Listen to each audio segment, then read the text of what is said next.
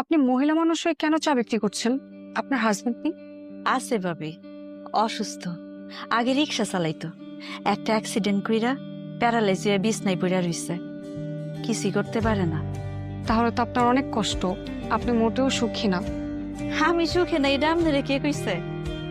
আমার মতো সুখে এই দুনিয়ায় আপনার কাউরে পাইবেন না।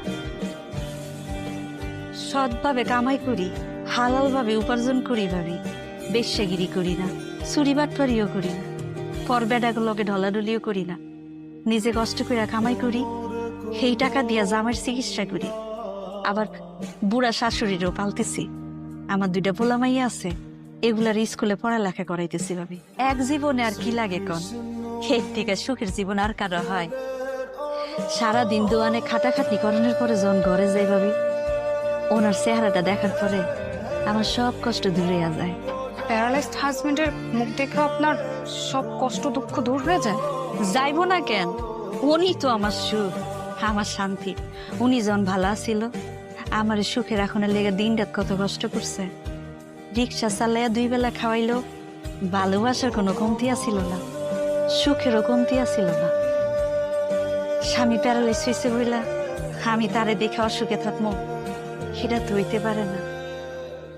আরো কি জানেন ভাবি, পোলা মাইয়া 2টা যখন স্কুল থেকে ফিরে আইয়া মা কইয়া জড়াই ধরে, আমার সব কষ্ট দূর হইয়া যায়।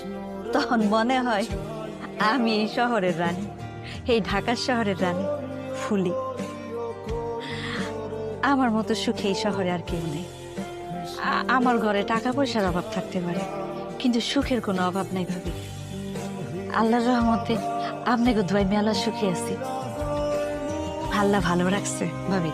আপনি 2 মিনিট বইয়েন, আমি চুলাটা জ্বালাই আপনার মজা করে চা বানিয়ে দিতেছি, খাইয়ে ভালো লাগবে। বাবা এখনো চা হয় নাই? আমি বাসা যাবো। চা খাবে না? না, আমি চা খাবো না, বাসা যাবো।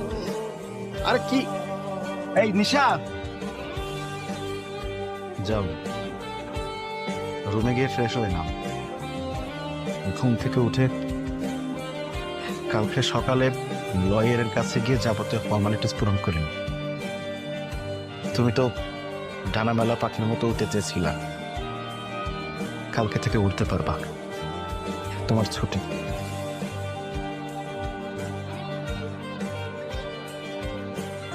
প্লিজ আমাকে ক্ষমা করে দাও, প্লিজ ক্ষমা করে দাও।